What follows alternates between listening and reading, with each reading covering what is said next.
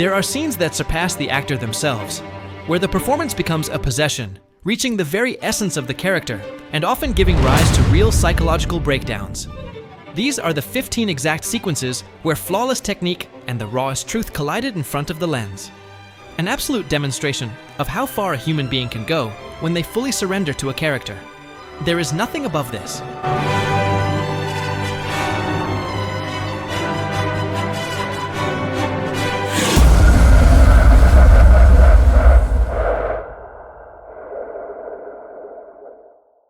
On this channel, I have already dissected the best performances in history dozens of times. That is why, to avoid saturating the channel with the same thing, and to expand the absolute canon with new strokes of genius, today, absolute monsters like Meryl Streep in Sophie's Choice, Isabella Gianni in Possession,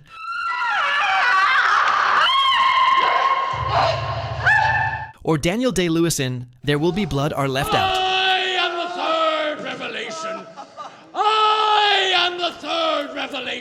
If you want to see my analysis of them, I will leave the playlist for you in the cards. But now, let's move on to the 15 scenes that are, quite simply, unsurpassable. Run! Enough! Enough! Make them stop!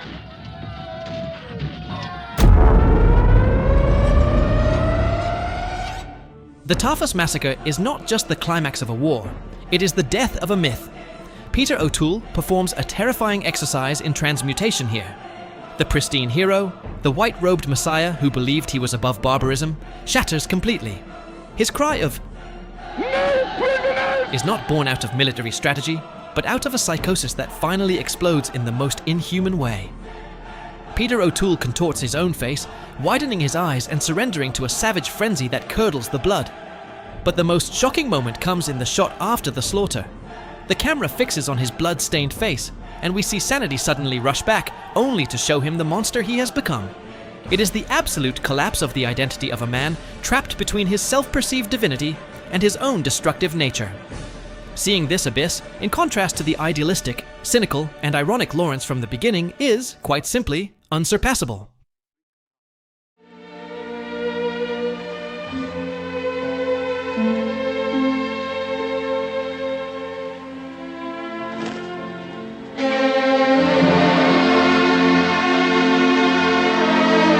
The ending of Death in Venice gifts us one of the rawest physical disintegrations ever captured on film.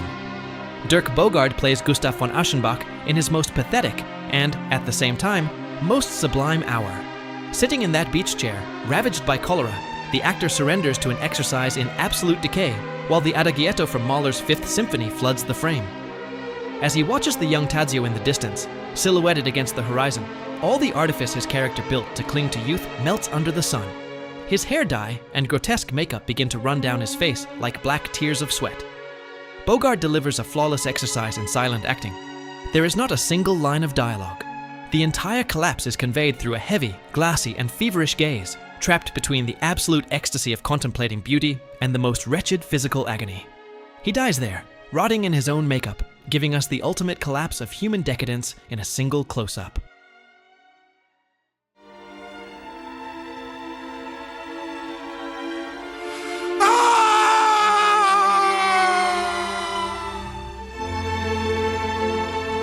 There are few moments more devastating in cinema history than Al Pacino on the steps of the Teatro Massimo in Palermo. Without getting into spoilers, following a tragic death, a victim of the bullets intended for him, Michael Corleone breaks down completely. It is the ultimate payment for a lifetime of sins. Pacino's performance is a masterful choice of editing and direction that he sustains with his very soul. Francis Ford Coppola eliminates the actual sound and leaves us trapped in a completely silent scream. Pacino shatters, widening his eyes and opening his mouth in a grimace of pure, deafening animal agony. It is the absolute heartbreak of a man who has just had his heart ripped out, stripped of all his power and coldness. When the sound suddenly rushes back, his shriek shatters the screen. It is Pacino channeling Greek tragedy in its purest form. And all the roses dark.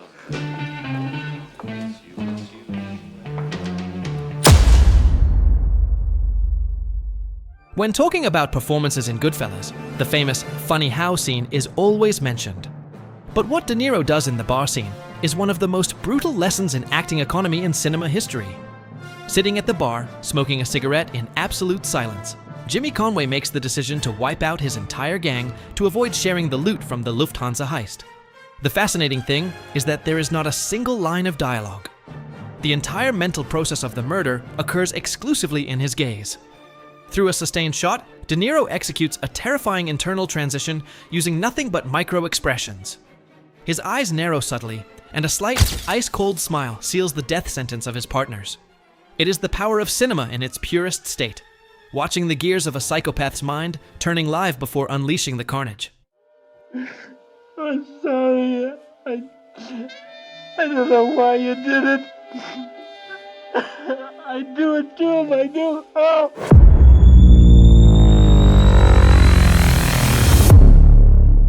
I detest this movie for everything surrounding its shooting, and I detest how Bertolucci disguises what is nothing more than a sick, disgusting vision of sex as transgression.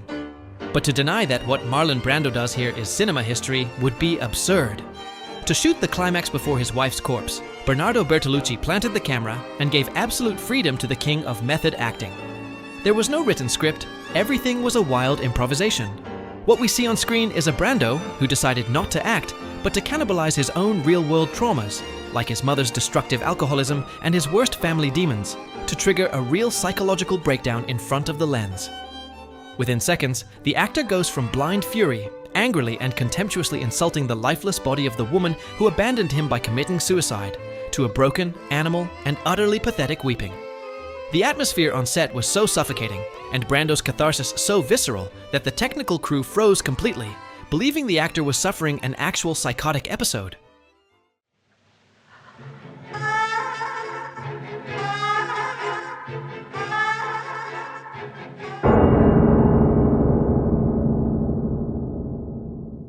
In 1968, Roman Polanski directed what is, for many, the masterpiece of horror. But the final climax belongs entirely to Mia Farrow, in a state of absolute grace and panic. After living through a nightmare of constant paranoia, Rosemary reaches the room where the horrific secret awaits. What follows in that final shot is a masterclass in emotional transmutation. Farrow masterfully avoids the cliché of the hysterical, ridiculous scream. Instead, her face becomes a living canvas of contradictions: disbelief, visceral disgust, absolute heartbreak, and a horrified repulsion at what lies before her. And the most impressive thing is that, in the midst of the trauma, instead of breaking down, her mind fractures to make way for something far more disturbing: the assimilation of the nightmare. The camera locks into a fixed close-up where we see the broken weeping slowly mutate into a demented calm, culminating in a tragic, tender, and sweet smile in the face of horror itself. He's dead.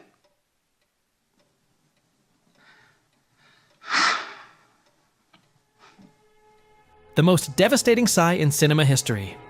The scene in which Tom Hagen informs Vito Corleone that his son has been gunned down is an absolute masterclass in dramatic restraint. The easy, predictable choice would have been a theatrical outburst of screams and violent weeping. But Marlon Brando chooses the most difficult, subtle, and heartbreaking path: implosion.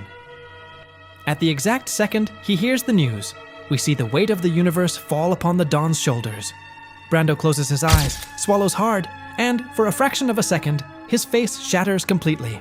It is the heartbreak of a father destroyed in his privacy. But immediately, the acting miracle occurs. He represses the pain, recomposes his gaze, and puts back on the ice-cold mask of the leader to order the end of the war. Without a single tear, with a voice that is broken yet firm, Brando conveys an internal devastation so real, it takes your breath away.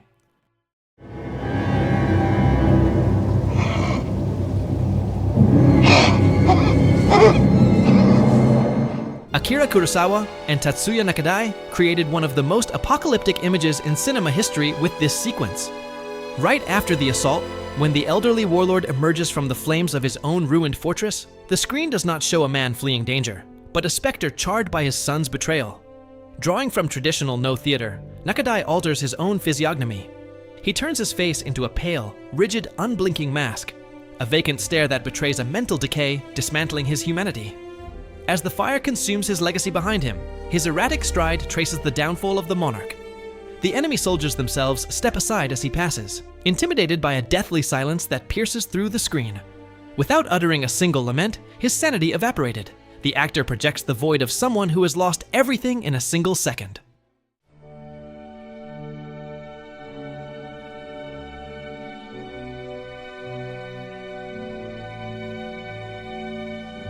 "3 minutes, 0 cuts, and a whole lifetime described in micro-expressions."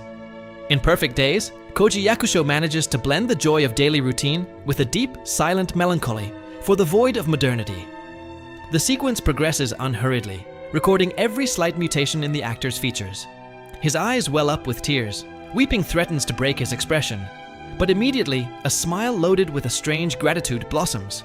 Nothing is happening, and yet everything is happening. It is an internal journey filmed in real time. Yakusho handles emotions with an organic finesse that disarms the viewer.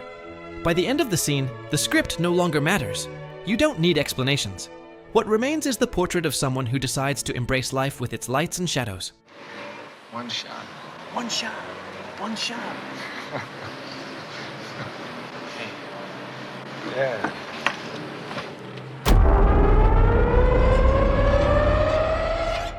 There are few descents into hell as painful as Christopher Walken's in The Deer Hunter.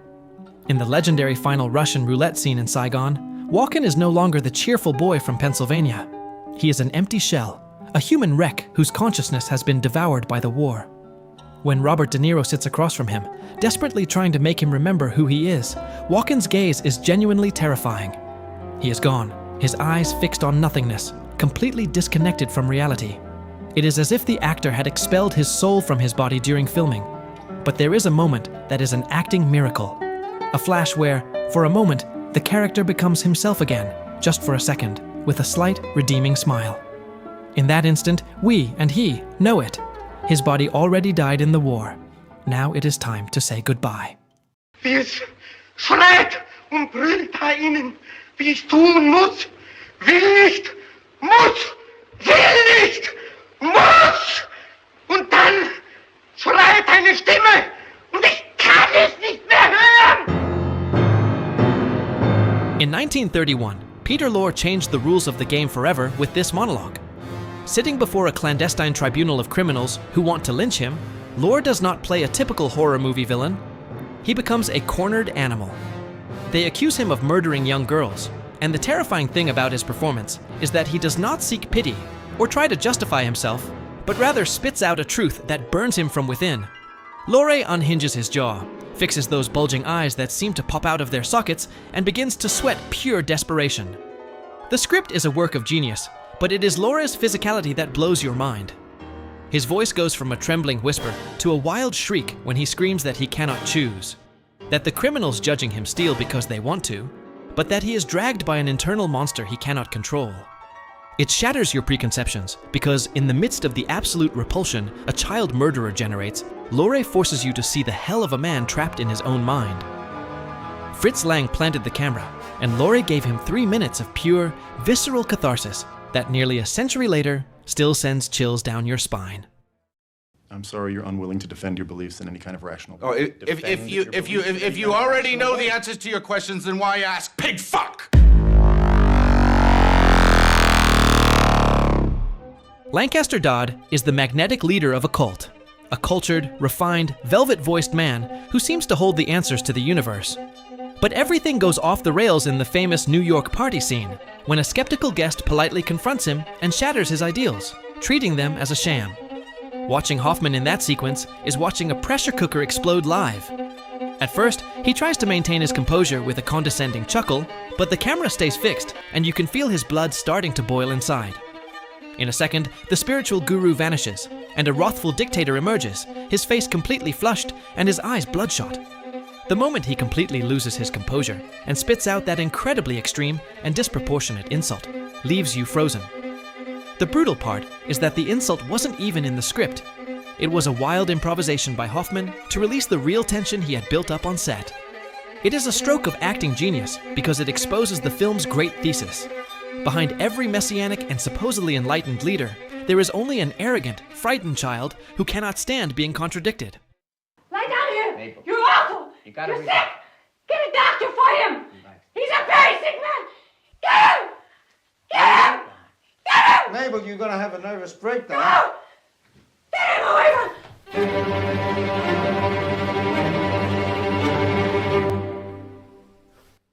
If there is an actress in cinema history capable of conveying madness not as a mental asylum cliché, but as unbearable physical pain, it is Gena Rowlands. Halfway through the film, her character, Mabel, is in full emotional decline in her own home. It is a space that should be safe, but it turns into a boxing ring when her husband and mother-in-law unexpectedly bring Dr. Zepp to evaluate her, and, evidently, commit her to a psychiatric hospital. What Rowlands does in this sequence wrecks your nerves. It is a painfully physical performance. She moves around the living room like a caged animal, making spasmodic gestures with her hands, trying to please everyone with a forced smile that betrays absolute panic. Cassavetes places the camera at floor level, trapping us in her very claustrophobia. When her mother-in-law begins to attack her and the doctor approaches, Mabel collapses. She starts to whistle, hum snippets of Swan Lake, and distort her own movements into a kind of grotesque dance. Rowlands does not play a textbook madwoman.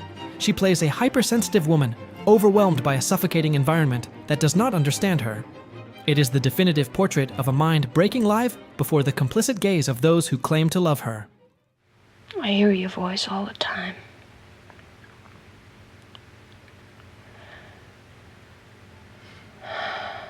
Every man has your voice.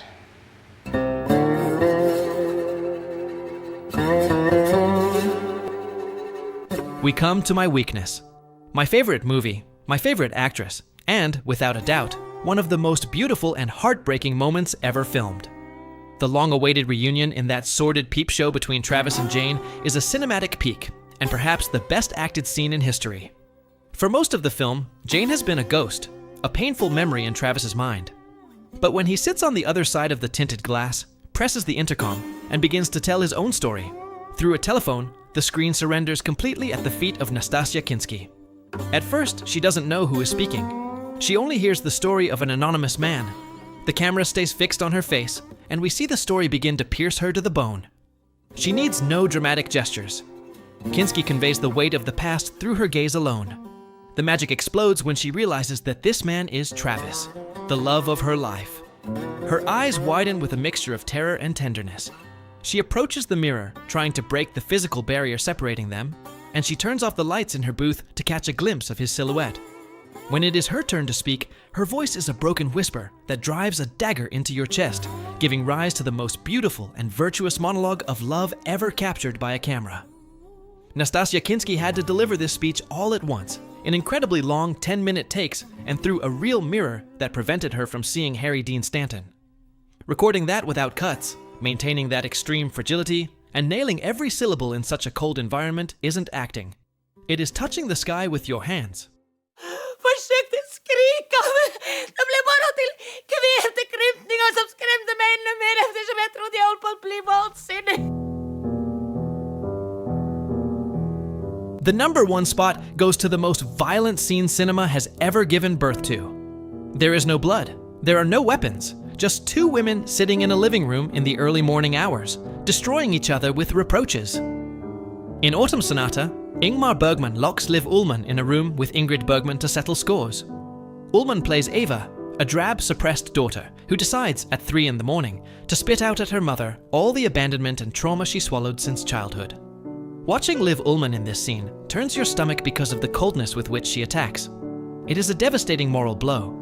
You know she is entirely right, but the cruelty with which she tears her mother apart leaves you completely frozen.